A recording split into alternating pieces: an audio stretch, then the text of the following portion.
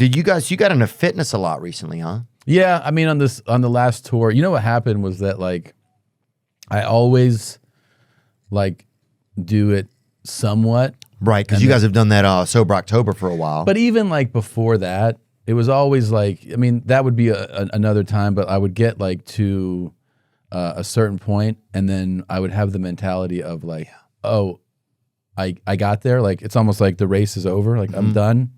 Like, now I'm good. Like 10 times or more. And so that what happens is when you go like, I'm done, you just kind of retreat back to old habits and you get out of shape. And then all of a sudden you're like, oh, fuck, how'd this happen again? And then you go, I'm going to do it again. And then you go, all right, I'm going to work out and eat clean. And then you lose weight and you start to get, and then you go, oh, I got to this number again. Or I feel, and then you just kind of pull back. And so it really was that I got frustrated by that. And I had this, I was on tour and we were working out on tour, but not really like dialed in on food. We were and the tour was like aggressive, like nonstop. And I remember that I got back to LA to shoot this thing. I was shooting this pilot I had written, and I was covering the whole production. And I remember I was in the wardrobe fitting for it, and I was like, shit, this is like, I feel like I'm going back, like in the fitting the clothes. I was like, oh, this sucks. And then I left there, like after that week, and I was like, I have to take this more seriously.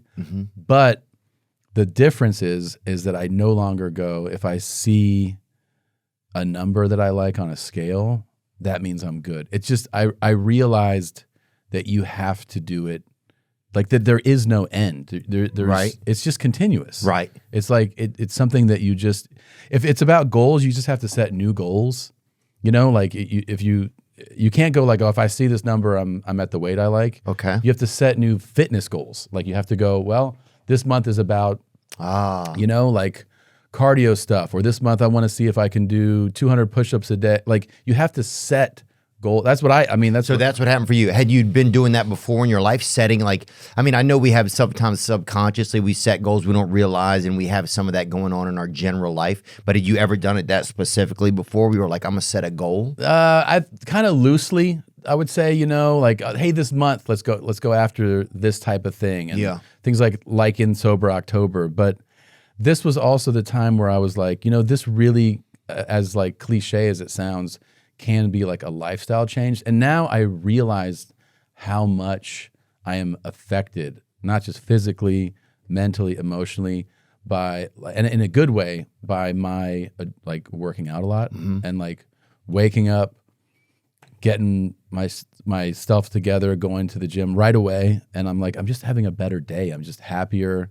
Yeah. I'm moving around better. I look better. I feel like, so I just go, I feel like I have better creative days, you know, like it's all kind of tied together. Huge. Yeah, it's tied together. So I just made it like part of what I do. It's like, you know, I know that I want to eat certain types of food that are good for me. And by the way, I'm not saying this like I am the most strict dude and don't ever, like, but I'm just like, there's just so much more clean eating. Yeah. And I like the workouts. I like it, you know. I like being active, and I just feel like I'm very fortunate in that I have a full-time trainer. So like I know I'm not right. Not everybody has that. I totally understand that. And it's a huge advantage. So sometimes people will be like, well, yeah, of course you can do that if you. I'm like, yeah, I'm very lucky that I can do it. But you also just have to want that in your life. Yeah. I ended up befriending Jason Momoa, Aquaman. Oh, yeah? In New Zealand. Wow. And that was really fun, and I hung out with him for another day. Did y'all swim or anything? No, we went to a bar, and we hung out with like, I don't know, a group for like 10 hours. Dang. But he couldn't have been like, he's a real down-to-earth guy. Yeah. So we met at the hotel gym.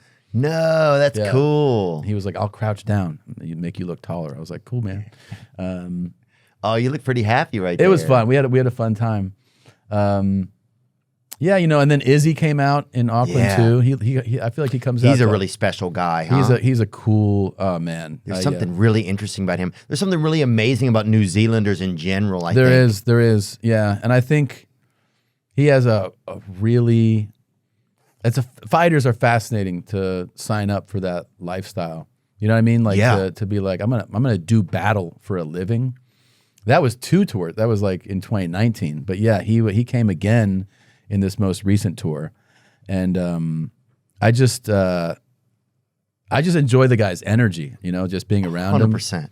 Just being around him. And Very inspirational. Whether he wins or loses, he's very inspirational. A lot of these fighters are like that. There's something about a lot of them, whether they win or lose, because you just value so much that they even could do it. Because they're actually really putting it. You know what it is like.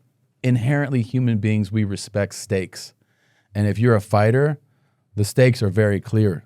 Like you're putting your physical body on the line, to win or lose. And so everybody, we just respect the fact that like you're gonna like punch and kick and like, you know, to your fucking face, and like this could have like real lasting effects. So we just respect it so much. But I like that dude's energy, and I do find it inspiring to be around him. I like him a lot. Yeah. Hope you enjoyed that video, and you can watch another. And you can watch this one, you can watch this one. Different options, different choices. Some guy just brings you one option, not this guy.